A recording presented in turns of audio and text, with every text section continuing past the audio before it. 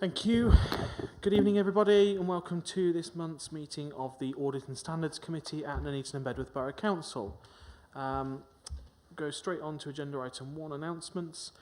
Announcing that this meeting is being live streamed and recorded for future publication via the Council's website. Can I please remind members to turn off their mobile phone or set them to silent for the duration of this meeting. A fire drill is not expected. If the alarm does sound, please evacuate the building quickly and calmly. Please use the stairs and do not use the lifts.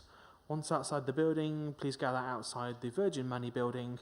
For those of us who have been here longer, the former Yorkshire Bank, on the opposite side of the road. Exit by the doors in which you entered, or by the fire exits, which are clearly indicated with the standard green fire exit sign. If anybody's in need of assistance evacuating the building, please at that time make yourself known to a member of staff.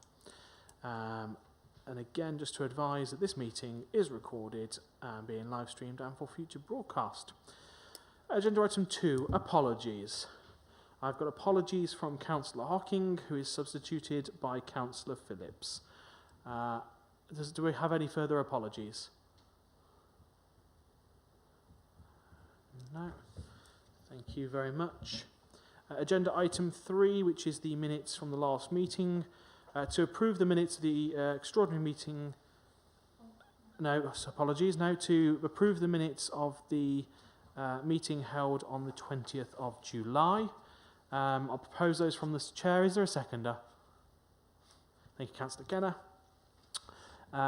Any member wish to speak? No, it's been moved and seconded. Therefore, if there's no dissent, I will sign those. No dissent. Thank you very much.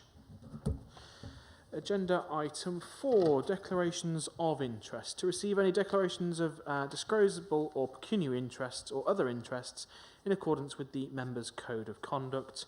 Obviously, as Councillor Phillips is substituting Councillor Hocking, they won't be recorded, but they are available on the Council's website. Any other item, any other member? Councillor Tromans.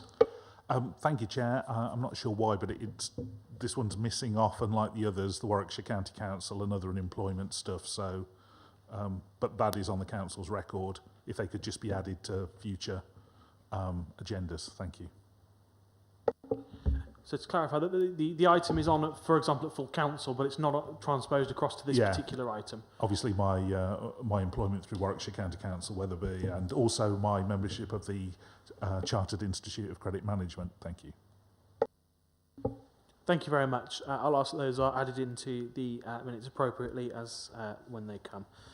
Any further individuals on item 4? No, thank you very much.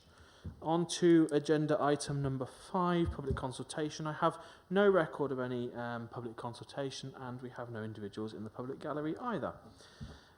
Agenda item number 6, the Treasury Management Report for monitoring Quarter 1, Quarter 2, 2021-2022. Report from the Head of Financial Services, Craig Pugh. Craig. Thank you very much, Chair. As you say, this is the first report of this financial year, and I'll just bring out a few key points that I think are worth mentioning. Section 3 talks about the economic summary. At the moment, the key concern is the spike in inflation, which we are starting to see, and the latest indication is that we could see CPI creeping above 4% in the short term, returning back to 2% in the medium term. We'll keep our eye on that because that could impact on changes in the bank rate that the MPC make on a monthly basis. Section 4 does show the latest bank rate forecast, and that is unchanged from the last report, as there's been no discernible indicators that warrant a change at this present time.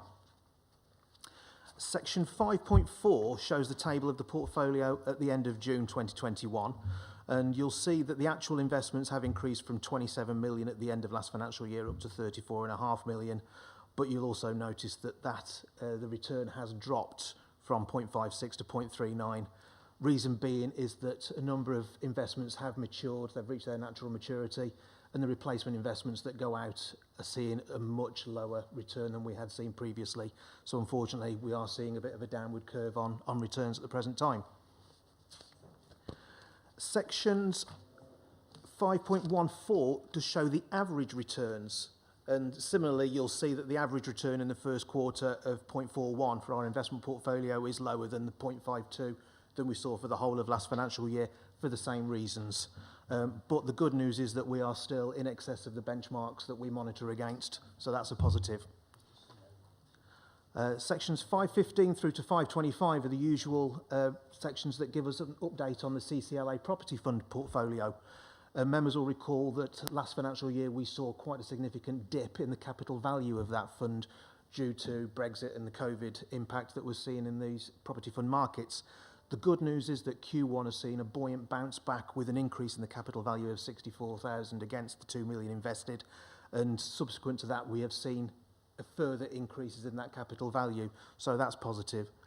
The actual yield against the investment has dropped to 3.65, which is not surprising, but still way in excess of what we would get if we put it into other investment instruments. So I've got no concerns on that one.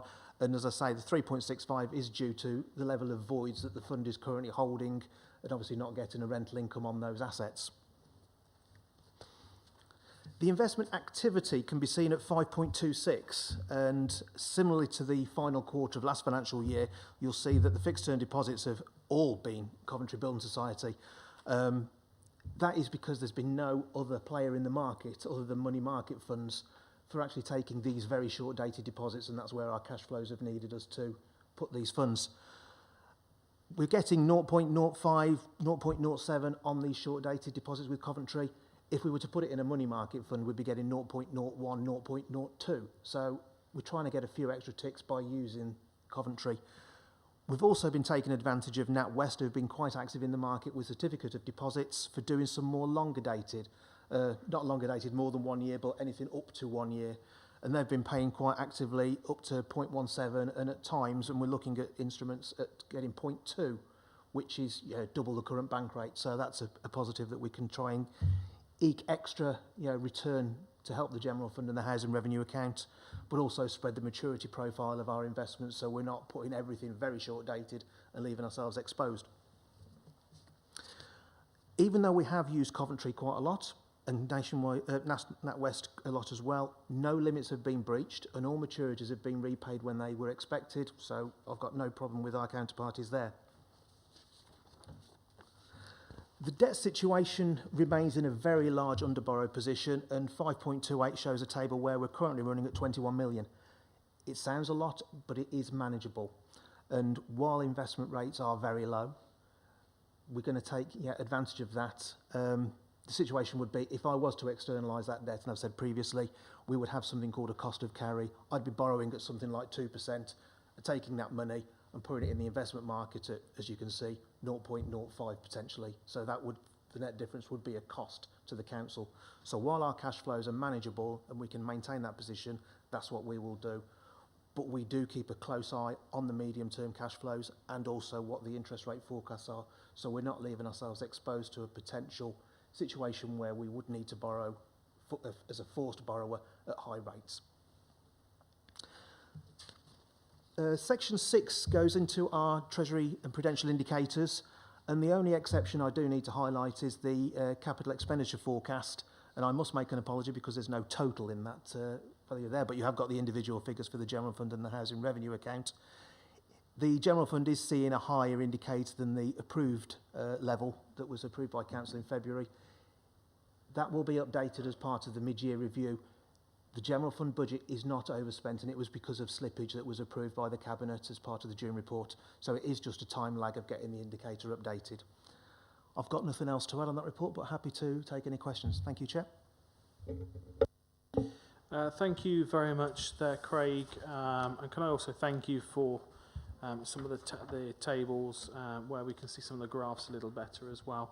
I know it's something that members had put previously, that in the black and white grayscale they weren't always particularly easy to see, so thank you very much for that. So the recommendation is that the committee note the report as per 2.1. I'll propose from the chair. Is that seconded? Councillor Tromans, thank you very much. So that's been proposed and seconded. Any member on this item? Councillor Tromans. Thank you, Chair. You took the words right out of my mouth. They're much better graphs, much clearer. Being in colour, I know we don't want to use ink and necessarily save the planet, but it's really made a world of difference to these. If I can just draw members' attention to page 13, 4.1, and links projections on interest rates. Obviously, that's a little bit behind what's transpired in the past few days, and I'm obviously going to look and seek your assurance, Craig, and you touched on it earlier about yes, we're in an under-borrow position, and that's a really good thing right now, because we're getting such a small amount in terms of our deposits and our investment instruments. But there's going to come that tipping point where actually the public sector borrowing cost is going to start going up as the Bank of England puts base rates up, and probably by more than the base rate increases. So how close a brief are you keeping on that? At what point will you feel triggered to actually say, I need to bring forward that borrowing, and actually I'm going to cut back from 1 year deposits to much shorter, because I know in 3 months' time I'll get a much better rate if I just hold my nerve or whatever. If you can comment on those 2 points, thank you. Not a problem, thank you very much. The good news is that Link are constantly keeping us up to date on a target range of borrowing as to what they deem to be reasonable. So if we were to look at the PWLB, they will say that you will look between A and B if you want to go out to 25 years or 50 years. There are other players in the market, but if we were to go to the normal marketplace like Lloyd's, they wouldn't be looking at lending for long periods. They'd only be looking at 5 years. So PWLB at the moment is our target market if we were looking at long dated. The good news, if you can say it as that, is that PWLB is not linked to bank rate. PWLB borrowing rates are linked to the UK government gilts. So it depends on what the gilt market is doing, which is predominantly low, which is why we're seeing PWLB rates so much lower than market debt.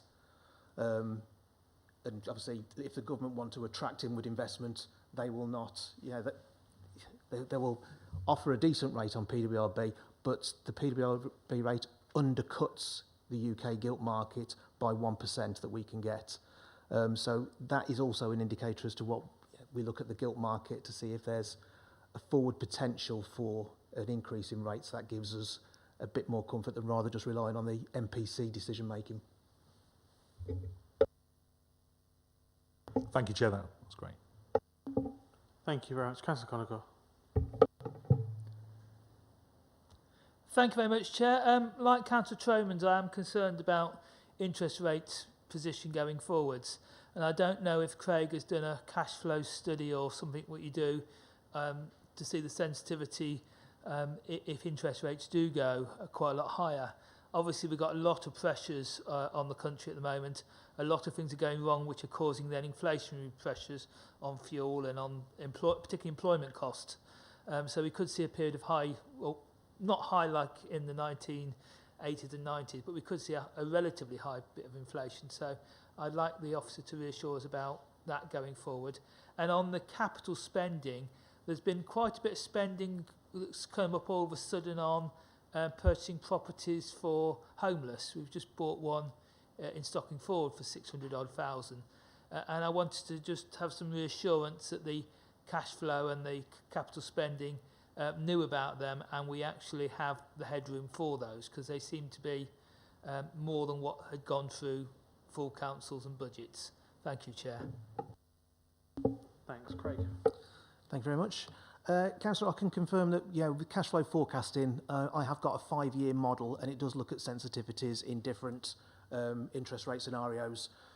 Also to make sure that, as I've said, we're not leaving ourselves exposed where we're going to be a forced borrower. So it will make some assumptions as to our potential use of reserves, use of capital receipts, when we're likely to get any potential receipts in using historic trends and things like that. So I am very conscious of not being a forced borrower. Also very conscious as well of the interest rate forecasts and using Link as the benchmark, as a starter, as the base position, but I will do some stress testing as well over the 5-year scenario to see what happens if it was to increase by 0.25%, let's say, or even drop by 0.25%, just so I can actually gauge, right, what is the risk that the council's facing, so it will feed into the medium-term financial strategy. Your other point about buying assets, yes, we were aware, and yes, I had been asked to do some modelling as well, and they've been challenged going back as to buying these properties for temporary accommodation. So the team had been made fully aware, and we are not actually borrowing to fund that. We've actually got that funded and it's the housing revenue accounts that are going to be owning that asset. So if we did need to unwind it as an exit strategy, if we did no longer need it for homeless accommodation, we had got alternative use for it, so it's not a wasted property. Thank you very much. Thanks very much, Craig. So it's been proposed and seconded that the report be noted. I know there's no further speakers, so if there's no dissent, the report will be noted. Any dissent? No, thank you very much. Therefore, that has been noted. Thank you, Craig. On to agenda item number 7, which is report on the annual report. Agenda item 7 is the Local Government Ombudsman's annual report for the year ending 31st of March 2021. Report by the Director Customer Revenues and Assurances, and can I thank him very much and welcome him to his position with us here at NBBC. So Tom, over to you, please. Thank you, Chair, and good to be here. So this report presents the findings of the Local Government Ombudsman for the year 2021. Each year the Ombudsman publishes an annual report for each council, and it details the complaints that have been received by them for the respective borough or district. To be investigated by the Ombudsman, a complainant needs to have exhausted the council's own internal complaint policy. And the Ombudsman's primary focus is to detail whether there's been any maladministration by the authority, so whether we've got things wrong, and where this has occurred, whether the council has provided an effective remedy or not to right the wrong. If we have delivered maladministration and have not corrected the error we've made in a satisfactory fashion, the Ombudsman has powers to take further action against us, to request financial remuneration or to put right matters that have been wrong. So for the year 2021, the Ombudsman reported they made 19 decisions on complaints and inquiries about the council, and they chose to investigate 4 of them. The reason why they may not investigate the others can include reasons such as unlikely for a fault to be found, or it's not within their powers, within their remit. Sometimes the Ombudsman will signpost to other organisations who have a more appropriate body to hear that complaint. But they're still recorded as a complaint received. The Ombudsman did suspend its services between March 20 and June 20, which may have impacted their numbers. They would anticipate that those complaints would have been received later on. They did suspend their service for a few months. The table in 4.21 details the 19 decisions against the council, the 4 of which were investigated, and I'm pleased to report that 0, so none, were upheld against the council. The Ombudsman found no fault in any of their investigations for the year 2021 against the council.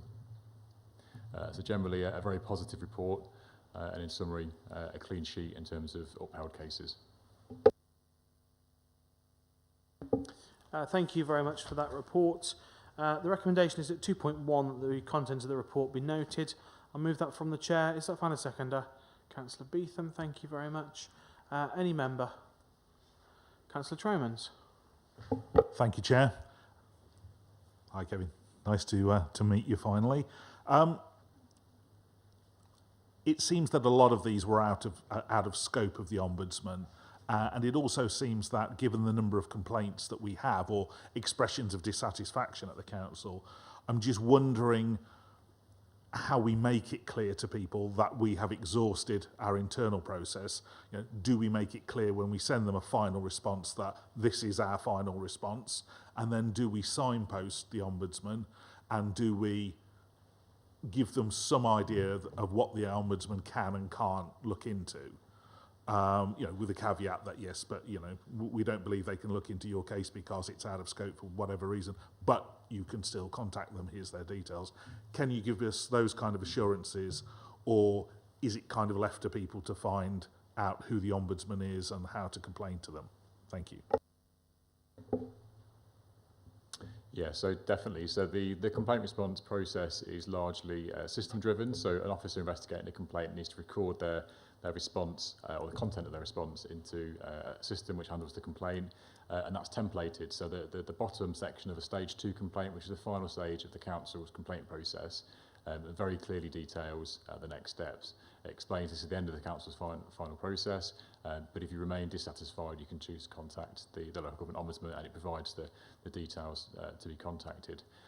Where other sort of agencies take over, or the sort of presiding organisations take over, it's common in things like council tax, where the valuation tribunal kick in and that sort of thing. And that they're always talked about both in the council tax correspondence, but then also any complaints relating to that matter, it would include that. We don't shy away from signposting people to the complaint appropriate channel. Thank you for that. Councillor Condacor. Thank you, Chair. A couple of things. It's useful to have some context and benchmarking, so it'd be useful to know how many complaints, say, the other 4 districts in Wiltshire have, to see if we're an outlier, and also to see how we compare with previous years, to know if we're actually getting less people unhappy, more people unhappy, or if it's roughly the same. Also, there's the issue, we describe here 19 decisions that have been made. Obviously, complicated cases, there'll be complaints made that haven't yet been decided.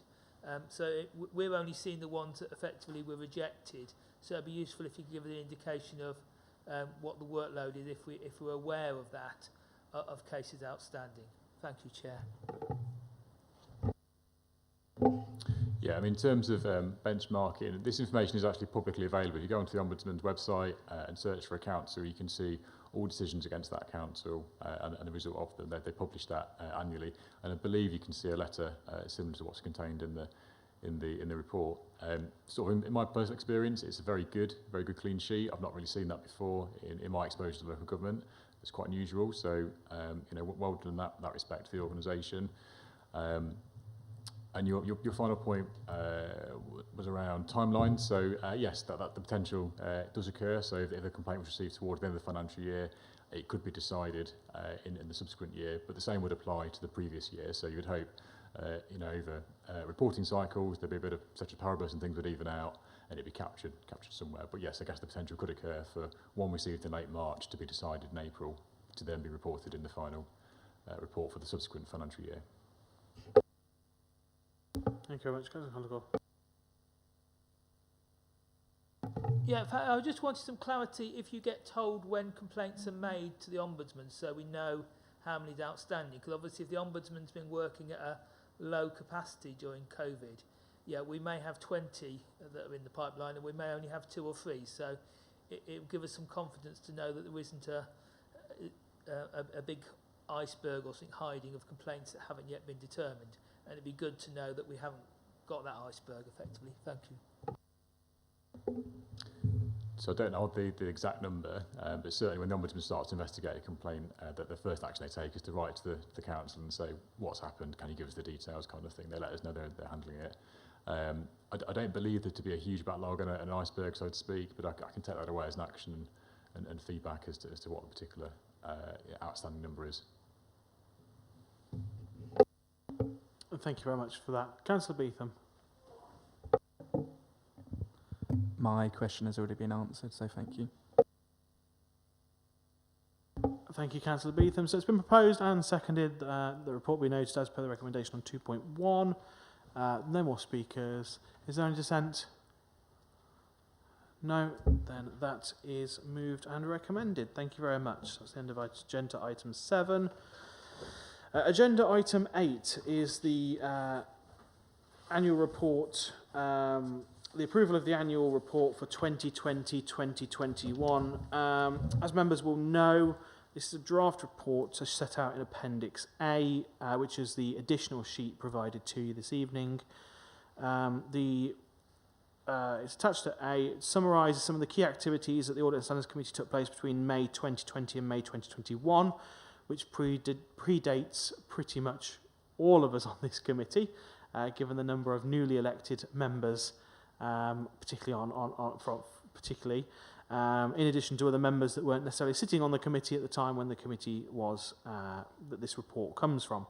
But it summarises the key activities that were undertaken at that stage, and it is recommended that the annual report be approved.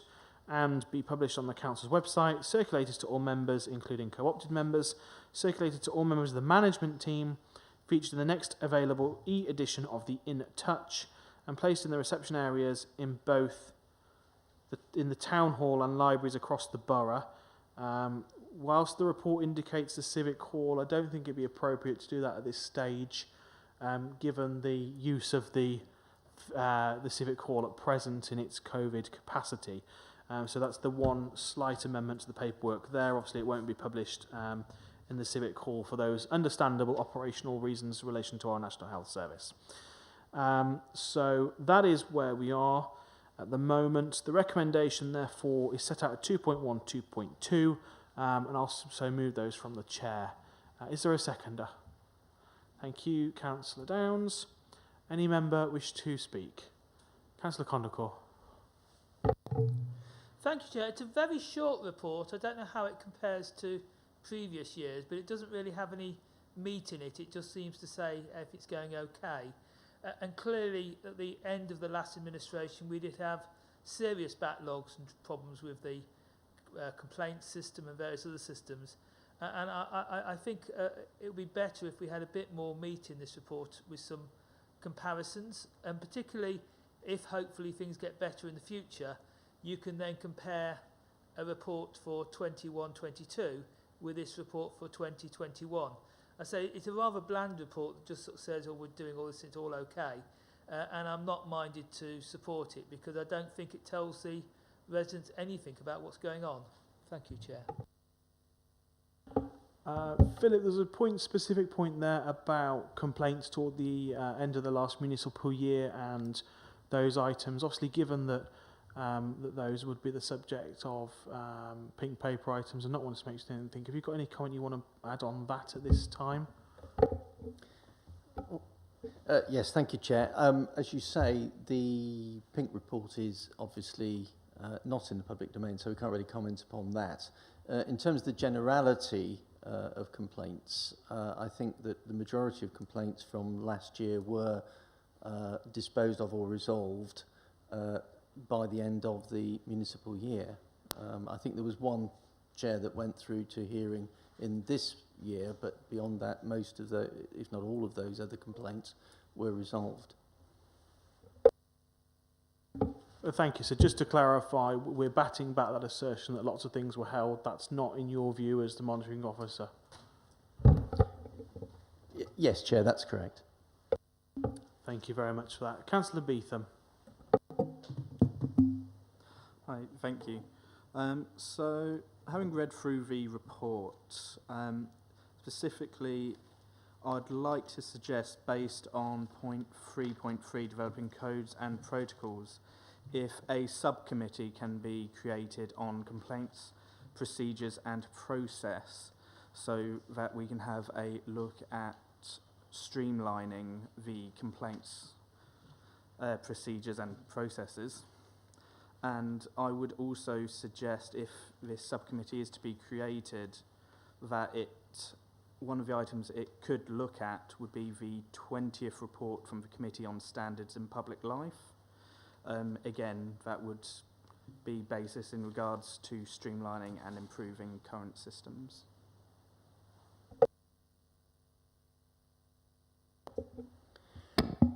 That's absolutely fine, Chair. There's no difficulty with that. Obviously, we have the Constitution Review Working Party that could do the same job, but if you wanted to do it via a subcommittee, that's absolutely fine. That's not a problem.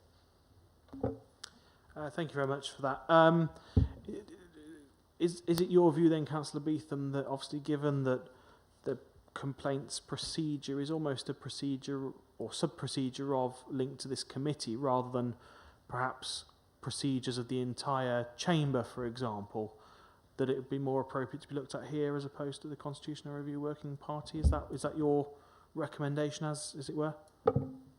Yes, it is, Chair. Thank you very much. Well, as proposer, I'm happy to accept that as a friendly amendment. Councillor Downs, as a seconder, are you happy as well? He's indicating consent there. Therefore, that has been accepted as a friendly amendment to that. Any other member wish to speak on the new motion, which is as per the agenda, as per 2.1 and 2.2, with the addition of 2.3, as set out by Councillor Beetham, the formation of a subcommittee on the standards and procedures. Councillor Condacor. Thank you, Chair. Could the monitoring officer provide some clarity if that subcommittee would act like a working group of an OSC committee, or how it would work in terms of selecting its membership? Because obviously we do want these things done as cross-party as possible, and different ways of forming a subcommittee allow, sort of invite members in a different way. Thank you, Chair.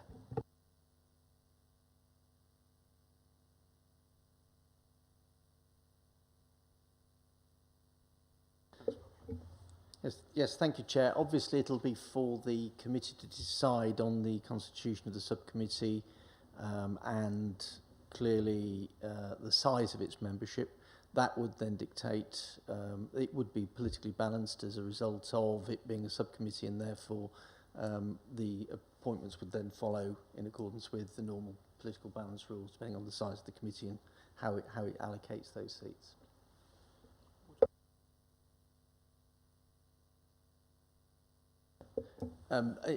No, Chair. In terms of actually making the allocations, that can be delegated to group leaders, so that it would obviously be drawn from the members of this committee, but it would be for group leaders then to nominate from their group which members would be on that subcommittee. Thank you very much for that. Councillor Beetham, did you have a proposed size that you were thinking of for this subcommittee? I think that'll be the crux of it, because if we set the size, that would allow it to be taken away for then the balancing rules, and then for the delegation to the leaders to make those appointments thereafter. So I think that kind of the size element is the starting key to that, and then everything falls from there. So did you want to update that with a potential size? Councillor Beetham, do you have thoughts? Okay, so my opinion was a size of 5, because that would allow discussion to be done in a legitimate way without too much confusion or crosstalk or duplicating work, because I believe it just needs to be short, to the point, analysed and put forward. Excellent. So again, happy to accept that as an addition, as a friendly amendment, if Councillor Downs' seconder is as well. Issues. Thank you very much, Councillor Downs. I think that there's precedent on a number of committees on this House and working parties that are established on the size of 5. So there are clear precedents on that, and a number of committees therefore, and although this would obviously be a subcommittee of this committee. So I think there's the scope in there. Councillor Condacor, I'll allow you back in on this one. Thank you, Chair. With such a small committee, obviously we'd be disenfranchised in the Greens and Independents. So I would ask that you're minded to allow a Green and Independent group to actually send non-voting observers to this committee. Because I do think it's important that we play a role in this going forward and aren't disenfranchised. Thank you. Thank you, Councillor Condacor. Just to make clear, a subcommittee follows the same rules, procedures and orders as the full committee. Therefore, unless there were items that were to be exempt due to the Local Government Act or other data protection reasons, the committee would be sitting in public anyway. And the normal rules would apply in the same way they do at items, for example, Cabinet, for example, at overview scrutiny panels, and the way in which, for example, this committee has always allowed members of the public and other councillors to make their contributions as part of the public, taking the very wide definition of public at that point as well, and including where we've had reports late to this committee for various reasons, and it would have come after the time of cut-off for public to announce their intention to speak. We have actually, and I have as chair, gone straight to the public gallery to ask all members of the public present if they had anything they wanted to say or not on that item, where it had gone past the deadline where you would normally have to register your desire to speak. So there is no reason why the entire public and all other members not on the committee, and even members beyond this the parent committee, as it were, of the subcommittee, could not be in attendance as well. So I think that's a point unfounded. It's been proposed and seconded. Oh, Councillor Tromans, apologies. Councillor Tromans. Yeah, absolutely, Chair, quite so. And I kind of didn't really understand that point because if you're an observer, you can't take part, which was what was said. And that would completely disenfranchise the independent councillors, at least by them not being restricted to being an observer. Just they can turn up like any other council or member of the public. Then they could contribute if so called. So yeah, I really didn't understand the previous point. Thank you for making the clarifications that you did, Chair. Thank you, Councillor Tromans. I think it's also worth pointing out at this point to the public, the reference that I made earlier to pink paper is an item which may be exempt under the Local Government Act because it might contain, for example, commercial sensitive information, it might contain personal data to individuals, those kind of elements, and therefore they wouldn't be heard in the public domain. However, this council, with the exception of hearings, which are a different matter, where items have taken place on pink paper at, for example, Cabinet or other OSPs, all members of the council are able to attend, are able to see copies, they are given the opportunity to contribute. It generally is, my understanding, it's only hearings, I think, and obviously appeals panels that we don't extend that further. But that has always been the case. I know I, as a member, have spoken on pink paper items at Cabinet before, on the basis that I am a councillor, and that same principle will extend to the subcommittee. So I think there's no need for scaremongering this evening. Given that that's been proposed and seconded, we'll go through. I believe that someone indicated that they were not potentially in favour of this, so we'll take a vote by show of hands. Those in favour, please raise.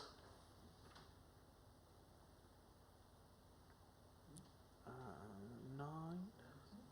And those against?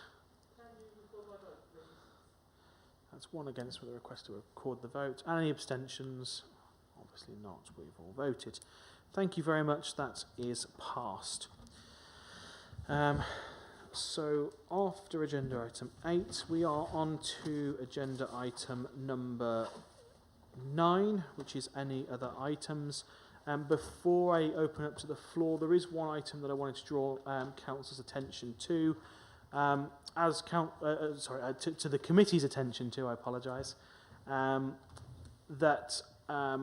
As colleagues will note from the work programme, the annual statements of accounts should have been presented to this committee for approval today. As you'll all be aware from the report, alongside the auditor's report upon those accounts, as you'll all be aware from the agenda, such item hasn't come before us today. And I've asked our head of financial services if he could please update us on the committee on this document, where we are in that process, timescales, etc. Please, Craig. Thank you very much, Chair. And yes, correct. And all I can do so far is apologise for the delay in this document being done. As an update, the delay has been due to internal resource issues in dealing with the day-to-day matters and COVID grant payments, etc. But also we did have issues in actually resourcing external valuers to do our council dwellings and some of our specialised assets due to reduced capacity at their end, and also accessing some of our specialised assets to undertake that valuation due to COVID. The positive is I have actually received the final valuation reports from all these external valuers now, and I have run these numbers through the sausage machine, shall we say. All the core statements have been done and finalised and balanced, and I can give assurance to the members that the outturn figures that were presented to the Cabinet back in, I can't remember if it was June or July, they are unchanged. So the resources of the General Fund and HRA remain unchanged from that time. We're looking to get a signed statement of accounts as authorised by the Section 151 officer issued next week, and the audit will commence soon, pretty much straight after. Grant Thornton have kindly not put any pressure on the council, and similarly on other councils. We are not on our own in this position. It's still unprecedented times, and there are other local authorities that have had similar pressures. I can also state that despite, obviously, the draft account should have been done by the end of June, and as you say, they should have been presented to this committee, there are no ramifications or sanctions or consequences to the council from this delay, and Grant Thornton will present their reports at a future committee and we can get this done and dusted and move on to obviously getting a budget and next year's accounts done. Thank you, Chair. Thank you for that, Craig. Councillor Tromans. Thank you, Chair. I wouldn't worry too much about GT. Craig, they seem to be having a few issues of their own. I don't think they would have been in a position to have assisted us anyway. They have had to give their apologies to Shire Hall earlier today for not being able to come forward with the resources to have done the work for them anyway. So the fallout from a certain patisserie seems to be haunting them. I am aware, I think the whole committee is aware there's only a limited number of firms that can do what they do, and they've been doing it for us for a while. Maybe that's something that you could have a conversation with the chair about, and possibly myself offline. So thank you. Councillor Condacor. Thank you, Chair. It's a deep regret that we were so late with the accounts, that it is so useful to get them in June, July and the summer. And you mentioned resource issues. Is this a problem that is getting better? I know we were out to recruit a new Section 151 officer, so I don't know if the accounts are being signed off by the interim officer or if we're having a new 151 officer in time. But I think it is important to get the continuity and ensure that you are properly resourced. And obviously there's been so much work to do this year with all the COVID stuff. I think some assurance that we are getting on top of the staffing will be good. And yeah, I totally understand Grant Thornton have been auditors here for far too long. Not necessarily something wrong with Grant Thornton, obviously there's other cases, but I think it is good practice to rotate auditors around anyway. So I don't know if now is a good time to think about looking at that in future. Thank you, Chair. Thank you very much. Regarding our internal resources and signing off of the accounts, the interim Section 151 officer will sign them as authorised for issue and draft, because obviously if I'm looking to get them published next week, we won't have a formal appointment of a Section 151 officer. As to that recruitment process, I've got nothing I can add on that one. I've got no information. Resources within the finance team have certainly been an issue, and we have managed to recruit to a number of positions, but obviously we're going through a training process, and that has been difficult over the last 12 months with COVID, because we've all been working remotely, so it has been very, very difficult, and it's been limited as to what we can actually give some of these new starters regarding assisting me. But there is certainly a plan in place that we can, as we come out of the COVID, and we can get back into offices, not being full-time in offices, but somewhere where we can actually work face-to-face and actually assist me in the production of the accounts, so hopefully we're not in the same position again going forward. Regarding GT as an appointment of auditing the accounts, that was done under a PSAA, Public Sector Audit Authority, I think it is. It was done through a tender exercise for a specific period.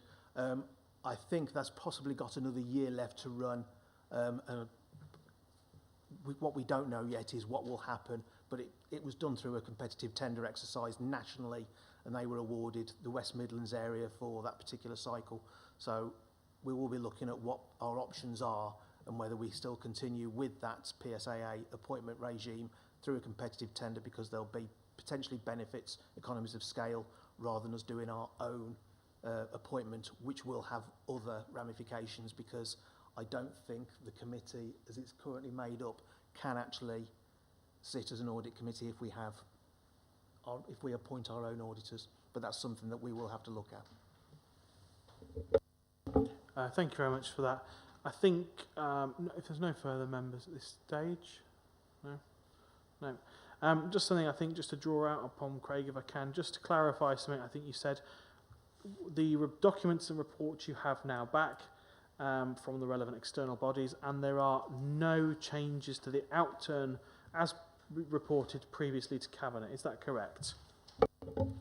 That is correct. The draft accounts will be the General Fund and HRA resources as were published at the Cabinet report, but obviously this is still subject to audit and any potential audit amendments, but I'm not envisaging any material changes or any changes to the resource levels. And secondly, I know there's been discussion about the internal, but there was also issues in delays with external valuers because of their ability, for example, to get on site. So whilst there have been delays internally, there have also been delays externally and getting information from our required external valuers. Is that correct as well? That is correct, Chair, yes. Thank you very much for that. So thank you very much for clarifying that position. I think it's very important that actually we do have on public record when things aren't running to time and we do have to change procedures slightly, that is made note of, and that we're open not just with members and ourselves here, but also with the public and wider public at home watching who may be interested in some of this. So I thank you for that openness there under that section. Next we come to agenda item 10, which is the recommendation under section 100A4 of the Local Government Act 1972, the exclusion of the press and the public from the meeting during consideration of agenda item 11, given that it may likely that the disclosure would provide, that there would be in disclosure exempt information of the description specified in paragraphs I and IV of Part 1 of Schedule 12A of the Act. For those watching at home, that is effectively, as we discussed earlier, the pink paper item, and what that means is the law sets out periods which, for items which we shouldn't release, such as commercial sensitive information, such as information on individuals' private lives, any personal data against individuals that might be released as a result of that, and therefore the recommendation is that the session remaining be sitting in private. Is there a proposer? Councillor Kenner, thank you very much. Is there a seconder? Councillor Markham, thank you very much. Any member wish to speak at this point? No, it's therefore been proposed and seconded. As all those in favour, please raise.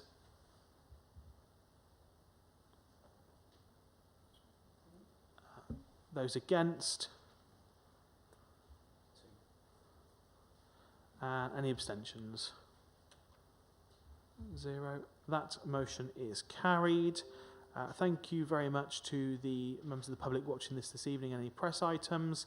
This is a message for all the IT department. Please can we now end the live streaming and recording. Thank you.